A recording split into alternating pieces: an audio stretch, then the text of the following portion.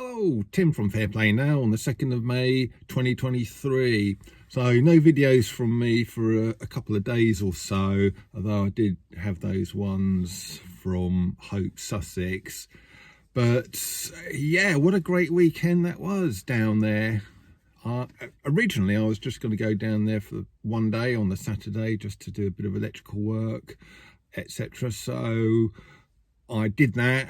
I wired up a water heater and got that sorted out, although there's some issue on the plumbing side of that, so that's not quite sorted out yet, but at least the electrics for it are done.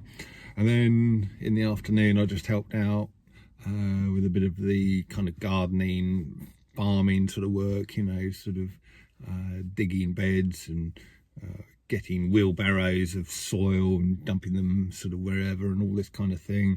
So yeah, all good fun. But what I didn't realise is that there was going to be a common law talk in their conference room on the Sunday afternoon. So I thought, yeah, I'll go back and attend that and maybe even film it. So I went back, I did a little bit of filming again round Hope, Sussex on Sunday morning. Got a couple more interviews, so I'll be editing those and getting them up online as well in the next couple of days. But yeah, the common law talk was done by a guy called Davey, who's a peace officer, not police officer, a peace officer, so like a common law expert. If you've been to any of the London shopping trips, as I call them, you will have probably seen him. He kind of dresses up, looks a little bit like a copper until you look closely, and then you can see it sort of says peace there rather than police. So you've likely seen him and his friends who also sort of dress like that as well on some of these shopping trips. But I think what he's doing now is he's going around a variety of places, giving some very, very interesting talks. So yeah, Sunday was really good. I did manage to film it, and one of them, I actually had to do it in two halves. It was just one talk, but had to do it in two halves because the file sizes were massive, so I had to sort of split it. So the first half was him talking about how to deal with bailiffs at your door if you're in that unfortunate situation. There's quite a lot of tactics, you know, kind of real practical tactics that he teaches where you can sort of deal with them.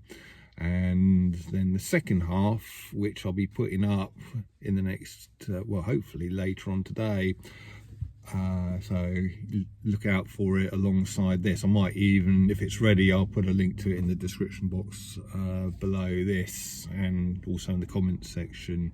But the second half is all about promissory notes, which is very, very interesting. I won't go into it too much here. He describes what they are and how you can use them in much more detail. But basically, you know, let's say you're in debt with the gas company. You're £1,000 in debt, and you're sort of thinking, oh no, how I'm never going to be able to pay this. You know, I'm going to get a CCJ and in debt, you know, sort of declare myself bankrupt or whatever. But you can produce a promissory note, which is almost like pulling money out of thin air, which, yes, you can actually do that, believe it or not. And so you send them in a promissory note for £1,000. Like I say, Davey will show you how to do that. And then they'll probably come back and say, sorry, we don't accept promissory notes as payment.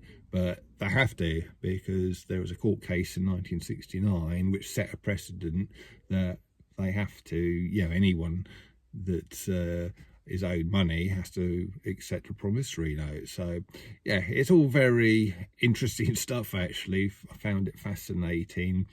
Now I wouldn't use it unethically. I mean, you could in theory go out and get yourself a loan for £1,000, and then cancel your direct debit or your standing order or whatever, and just give them a promissory note instead, and then go and spend £1,000 on a big shopping spree.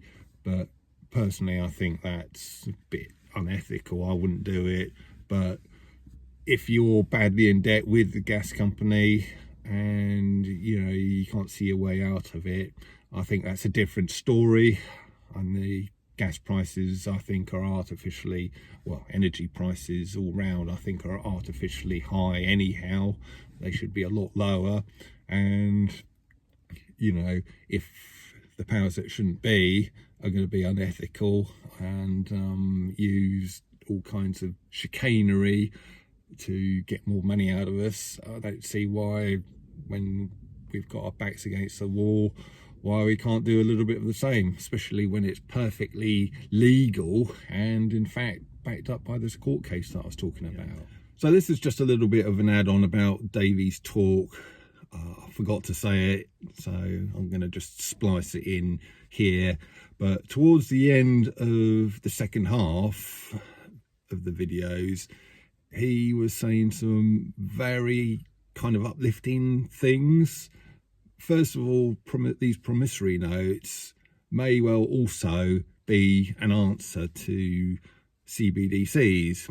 So if they bring those in and it gets to the point where rebellious people like us can't spend our money anywhere because we've, the powers that shouldn't be have closed our accounts down, that's if we even use them in the first place, which I know many people won't even do that. Well, you can just then issue promissory notes, which will probably be accepted by certainly other people in the Truth and Freedom movement, and maybe by other people as well, because if what business people are like, if they've got a choice of getting money out of you in some way, shape or form, or not having any money from you, they're going to choose the former, aren't they? So as Davey was saying, there's always loopholes. It doesn't matter how many of them the powers that shouldn't be think they've closed down or managed to close down. There's always more to be exploited. And he was then saying there's no way the powers that shouldn't be can possibly win with this sort of great reset nonsense. Doesn't matter how long they've been planning it for, doesn't matter how intricate their plans and planning have been, it can't possibly work. And he kind of drew the analogy. You'll see this towards the end of the second half of the two videos, but he was comparing it to like a wedding or a party that, a big party that you might be throwing. We've all been to ones that things haven't gone according to plan, haven't we?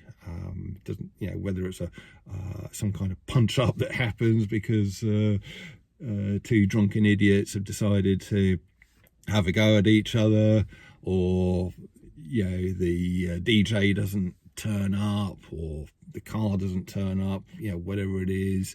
Or there's so many things that can go wrong, and we've all been to parties and weddings, etc., where things haven't gone totally to plan. And again, as Davey was saying, that's just for a party of, let's say, 100 people, just one little party that you've organised.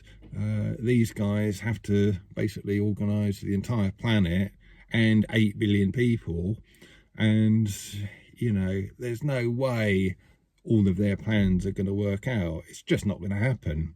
So yeah, I thought that was a very uplifting little bit. So when you watch the videos and the second one, make sure you watch it to the end, because he does say this kind of uplifting stuff, but I thought I'd just mention it here as well.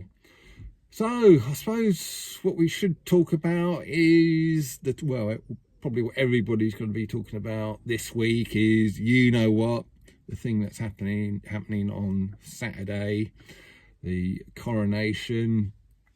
I've already seen a lot of the flags and the bunting up I've just come from doing a job in Haywards Heath actually just now, and all down the main shopping street there. I can't remember what it's called, but it's the one where the majority of the shops are anyway. And yeah, they've got all the sort of coronation flags all the way down there. And yeah, you probably know what my attitude about the royals is. Personally, it's not my thing. I think my feelings are probably akin to what the Celtic fans were singing at the recent football match. You know, you've probably seen that footage. If you haven't, you can probably guess what Celtic fans would sing. But it's not very flattering or supportive of the king and the coronation. And that is how I feel, really. I just don't get it.